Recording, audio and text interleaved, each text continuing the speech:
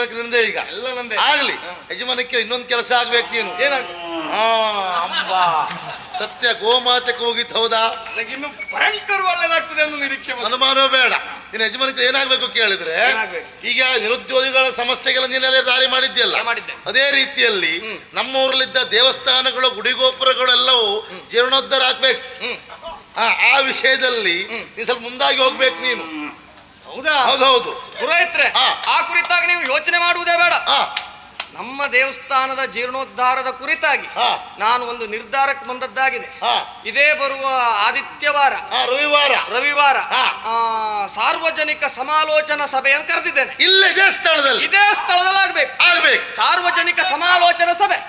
ಹಾಗಾಗಿ ಎಲ್ಲ ಭಕ್ತಾದಿಗಳು ಆ ದಿವಸ ಬಂದು ಸಹಕರಿಸಬೇಕು. ಹೌದು, ನಿಮ್ಮ ವಿಷಯವನ್ನು ನಾವು ತಗೊಳ್ತೇವೆ, ನಮ್ಮ ವಿಷಯ ನೀವು ತಗೊಳ್ಬಹುದು.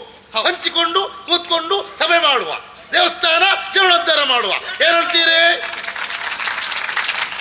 ಸತ್ಯ ಹೇಳ್ತೇನೆ ಪುರೋಹಿತ್ರೆ, ನಿಮ್ಮಂತ ಪುರೋಹಿತರು ಒಂದೊಂದು ಊರಲ್ಲಿ ಒಬ್ಬೊಬ್ಬರು ಸಿಕ್ಕಿದ್ರೆ ಖಂಡಿತವಾಗಿ ಇಂಥದ್ದಲ್ಲ 10 ದೇವಸ್ಥಾನದ ಜೀರ್ಣೋದ್ಧಾರ ಮಾಡಬಹುದು. ಆಗ್ತದೆ.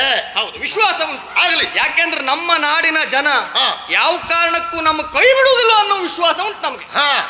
ನಮ್ಮ ಕೈ ಬಿಡುವುದಿಲ್ಲ ಅನ್ನೋದಕ್ಕಿಂತಲೂ ಅವನನ್ನು